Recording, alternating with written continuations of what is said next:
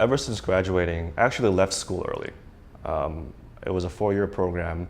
I actually couldn't afford my 4th year.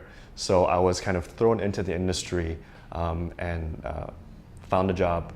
And that leaving school early because I couldn't afford it gave me a sense of, I guess, ambition and kind of, it was kind of, not a complex, but I said, okay, if I'm not going to be able to complete my school, I'm going to consider work my school. So I really didn't have the luxury to think about titles or roles, but what I did do was treat every single day as my school. So whenever a new pitch came in, whenever a new project came in, I never asked any questions. Rather, I took that as an opportunity to understand a new style, understand a new technique, understand a new process. And honestly, like before I knew it, it was 7, 8, 9 years, and I was sitting in a place of like, oh, now I was an art director. Not that I wasn't excited. Of course, I appreciated and I was proud to become an art director, but that was never really my goal, as long as I could continue to design and continue to make great work. So yeah, simply put, I was never really focused. But now, I love creative directing. I'm a creative director, I love it. But I've always been more focused on getting better as a designer. And having a student mentality. And that's actually what's helped me really enjoy every process. I know a lot of people that are like, I just want to become an art director. I just want to become a creative director. But there's so many beautiful things about each stage of that role and evolution as a designer that you will never taste when you're a senior artist. And that you will never taste when you're an art director. So yeah, I followed the flow of my career path, but I really enjoyed every step of it. I was fortunate to have some very important and valuable mentors as a junior designer. That also came from that complex of not being able to finish my schooling, right? So I was like, okay, if I'm not going to finish my 4th year, there's so much I wanted to do my 4th year. I wanted to learn Cinema 4D. I wanted to take more type classes. I wanted to this. If I can't do that, then I'm going to make sure I'm working for people that could be my teachers, right? So my first full-time position, I made sure to be in a place where the creative director would give me everything, meaning there was no other designer, no other animator, no other storyboard artist, so I had to do everything, and I loved it, because that really was like a crash course into the industry. And then when I became a freelancer, I started freelancing at only a select few shops, where from this shop, I would learn from this creative director that's an amazing designer, right? And at this shop, I would learn from people that really work well with clients. Okay, so like what makes a good client relationship work, right? So I would go to these different studios where I could learn different pieces of the industry and learn from people that were great at those things. And that's why I always think it's important to not only wait for a mentor, but seek out mentorship, right?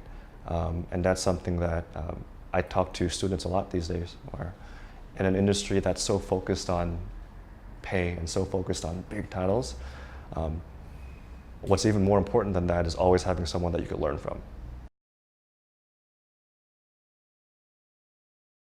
Great motion design is rooted in graphic design, right? I'm not saying that every motion graphics piece needs a grid system or typography. No, I'm not saying that, but the principles of graphic design has to be even more upheld as a motion designer, right? And I think that's something that is so lost today because the tools are so awesome, right?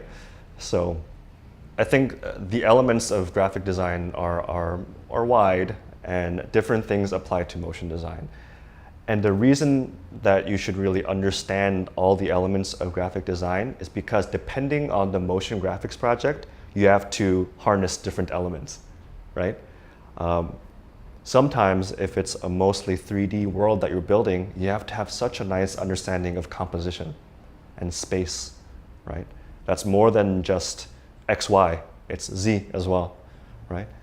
But if you really don't have a critical eye for composition and balance, then everything just becomes too crazy, right? And sometimes you have to really understand grid systems and typography if you're creating large broadcast packages, if you need to create order, right?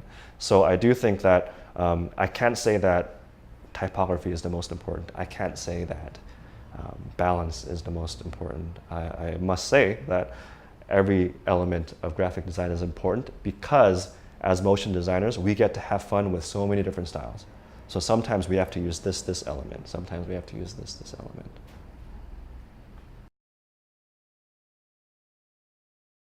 We use a lot of software, and as much as I talk about design, like I love software because of software I get to make great design, right? So for us at Rare Volume, in-house currently, we run mostly PCs because most of our designers are obviously Photoshop, Illustrator, a lot of After Effects. 3D is mostly focused on Cinema 4D with GPU rendering, so Octane, slowly shifting into Redshift. Our interactive director, Robert, is very specialized in creative code, real-time code, and Houdini. So I know in a filmic sense, Houdini is used to create massive effects to be incorporated into these scenes.